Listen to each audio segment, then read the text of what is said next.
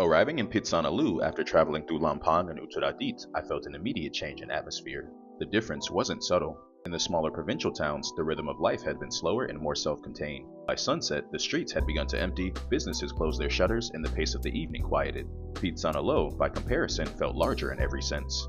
Not just in population, but in the way its scale translated into energy. Even after dark, the city was still moving. Markets stayed open, food vendors lined the streets, motorcycles continued to flow through intersections, and public spaces were alive with people. The difference made clear to me that urban scale is not an abstract measure. It shapes lived experience. A bigger city sustains a wider range of activities, stretching the rhythm of daily life into the evening and diversifying what after work looks like. And that activity generates an energy you can feel in the air. This energy gathered most clearly along the Nan River. Historically, the river gave Phitsanulok its importance, feeding the agricultural wealth of the surrounding plains and serving as a channel of trade and transport that connected the north to the central basin. Long before the railway reached here, the river had already made the city a strategic and economic node.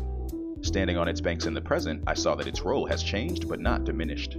Where boats once moved rice and timber, families gather, joggers trace its edge, and students linger by the water. The river has become a civic anchor, its significance evolving from subsistence and commerce to community and identity. It's interesting how geography maintains its grip on a city across centuries. The same flow of water that once determined survival now shapes patterns of leisure and belonging. Overlaying both the scale and this geography is Phitsanulok's role as a connector.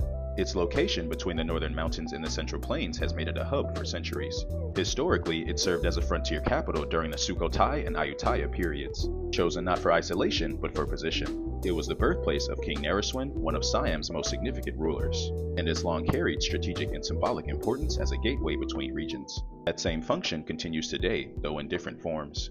The Northern Line Railway, the road networks, and the bus terminals all converge here, moving people and goods across the country. The city's energy reflects this constant movement. Unlike towns that look inward, Phitsanulok looks outward. It's not only a place of settlement, but a place of passage, defined as much by who moves through it as by who stays. Walking the streets, I began to see how these three dimensions intersect to form a city's character.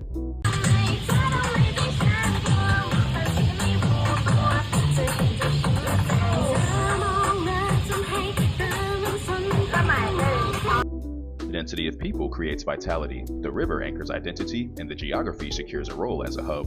For me as a traveler, this perspective mattered. Phitsanulok isn't simply another stop on the Northern Line. It's a reminder of how Thailand holds itself together. Each city along the railway plays a role.